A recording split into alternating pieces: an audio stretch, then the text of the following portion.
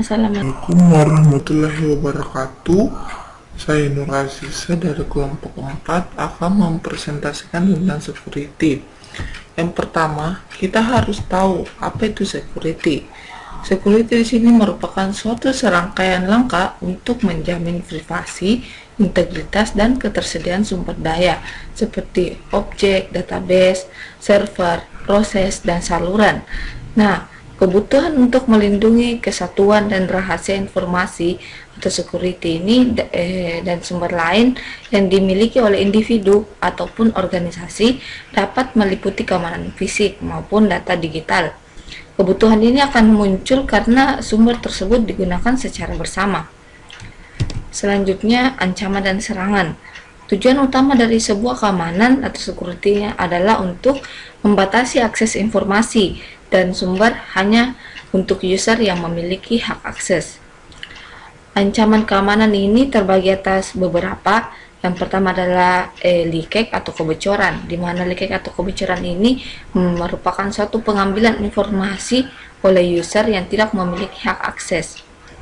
Yang kedua adalah tampering atau pengubahan, di mana tampering atau pengubahan ini merupakan suatu ancaman yang melakukan perubahan informasi secara ilegal. Yang ketiga adalah vandalis atau perusakan, di mana vandalis atau perusakan ini merupakan gangguan operasi sistem tertentu atau gangguan operasi sistem, misalnya si pelaku tidak mengharapkan keuntungan apapun. Nah, serangan pada sistem terdistribusi ini tergantung pada pengaksesan ke saluran komunikasi yang ada atau membuat saluran baru yang disamarkan secara ilegal. Jenis-jenis serangan ini terbagi atas dua. Serangan pasif ini hanya mengamati komunikasi data, sedangkan serangan aktif yaitu memodifikasi komunikasi atau data seperti pemalsuan atau pengubahan email, TCP/IP, dan spoofing. Metode penyerangan dibagi atas beberapa. Yang pertama, eavesdropping atau eavesdropping ini merupakan metode penyerangan dengan mendapatkan duplikasi pesan tanpa izin. Yang kedua adalah masquerading, yaitu mengirim atau menerima pesan menggunakan ID milik user lain.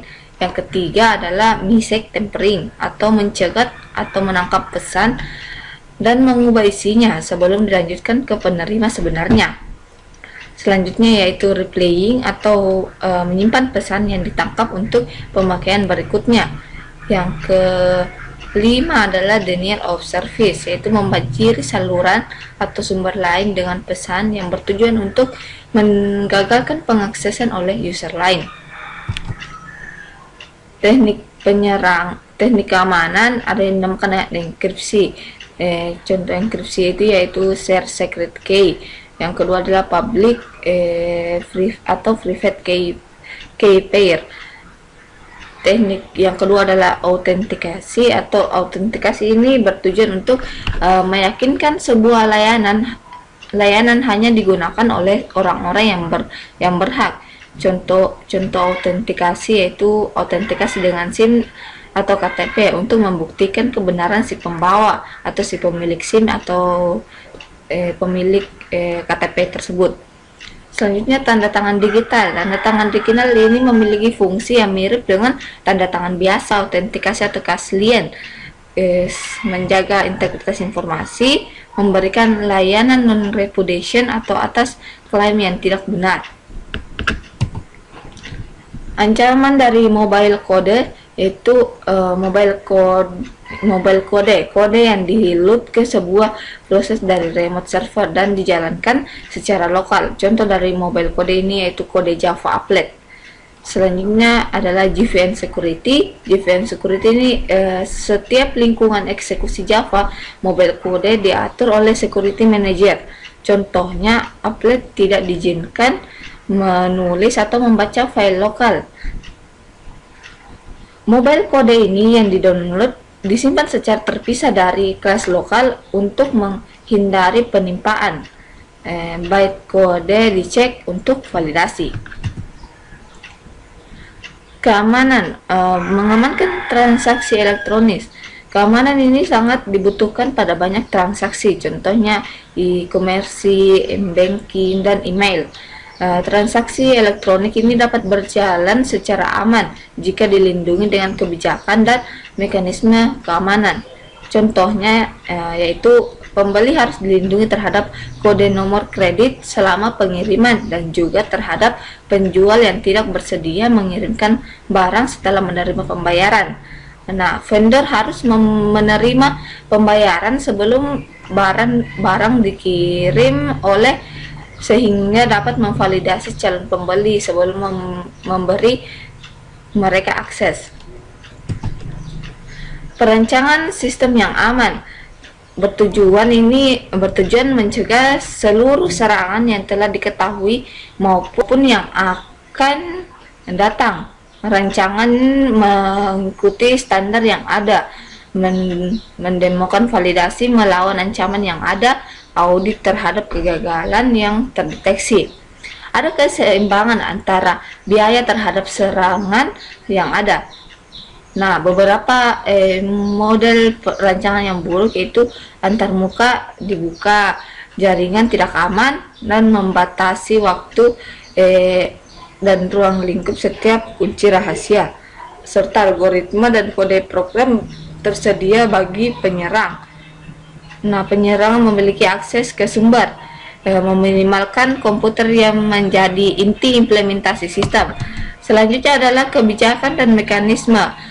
Pada keamanan fisik ini digunakan kebijakan atau layanan keamanan, di mana kebijakan atau layanan keamanan ini misalnya aturan yang mengatur pengaksesan ataupun berbagi sumber yang tersedia dan menyangkut apa saja yang diterapkan. Contoh kebijakan untuk suatu dokumen yaitu hanya sekelompok pegawai yang diperbolehkan untuk mengakses. Nah, mekanisme keamanan itu contohnya kebijakan dapat dijalankan dengan bantuan mekanisme keamanan, yaitu menyangkut bagaimana menerapkannya. Contoh dari mekanisme ini yaitu mengakses dokumen dikontrol dengan distribusi yang terbatas dan tersembunyi.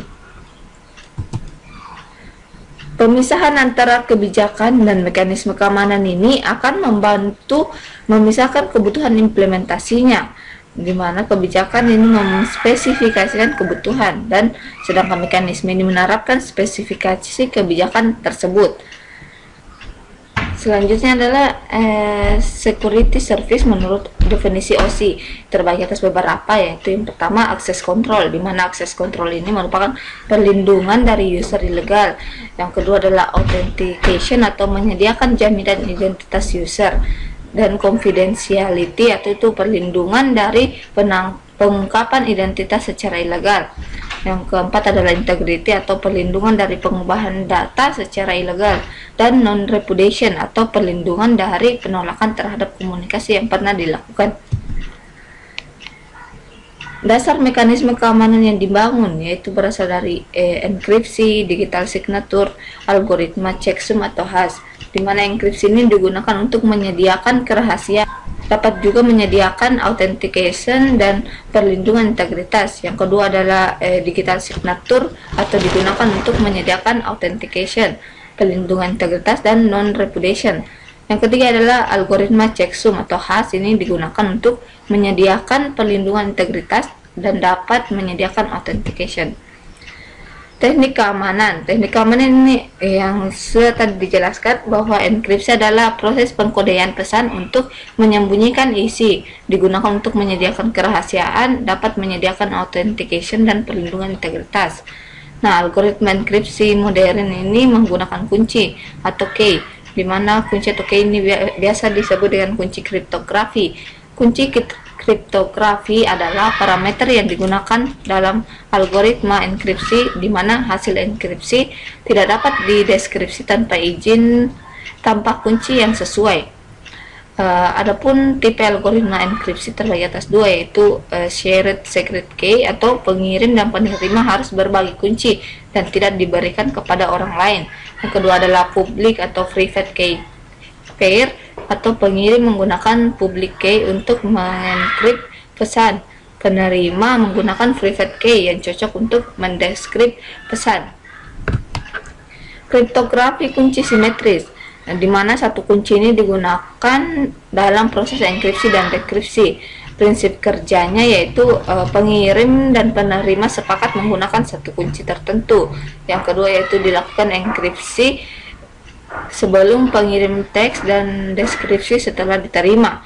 Keuntungannya yaitu mekanismenya sederhana dan kecepatan prosesnya tinggi.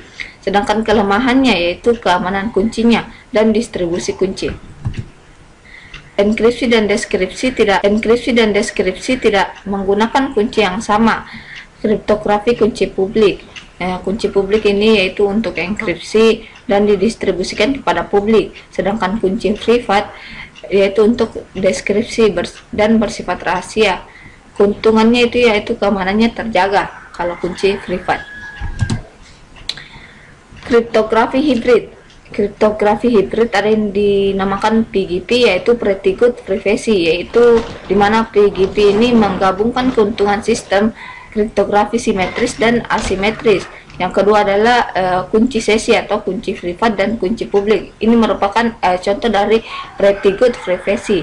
Adapun keuntungan dari Pretty Good Privacy yaitu pertama, distribusi kuncinya terjaga. Yang kedua, keamanan cukup tinggi karena enkripsinya berlapis. Dan yang ketiga yaitu kecepatan enkripsi dan deskripsi tinggi. Manajemen kunci. Manajemen kunci dibagi atas dua, yaitu terbagi atas kelas kunci dan tujuan long term case. Kelas kunci ini ada yang dinamakan short term session case, yaitu disebut juga dengan ephemeral case, atau secara umum dibuat secara otomatis dan tidak tampak, digunakan untuk satu kali session kemudian dibuang. Sedangkan long term case itu dihasilkan secara eksplisit oleh user. Tujuan long term case yaitu authentication atau termasuk kontrol akses, integritas, dan non-repudiation. Yang kedua adalah confidentiality atau membuat session key melindungi data yang tersimpan. Contoh implementasinya yaitu pada penerapan jaringan ATM. Pada jaringan ATM ini tidak berhubungan langsung dengan database nasabah, tetapi terhubung. Monitor teleprosesi merupakan middleware yang mengatur komunikasi dengan klien jarak jauh atau remote dan menserikan transaksi klien untuk proses oleh database. Yang kedua adalah permasalahan yang timbul dalam contoh terdistribusi tersebut yaitu manajemen sistemnya lebih kompleks, biaya lebih besar, keamanan pada tiap anjungan tidak sama apabila nasabah melakukan transaksi melalui teller. Itu saja yang dapat saya presentasikan, lebih dan kurangnya mohon dimaafkan. Assalamualaikum warahmatullahi wabarakatuh.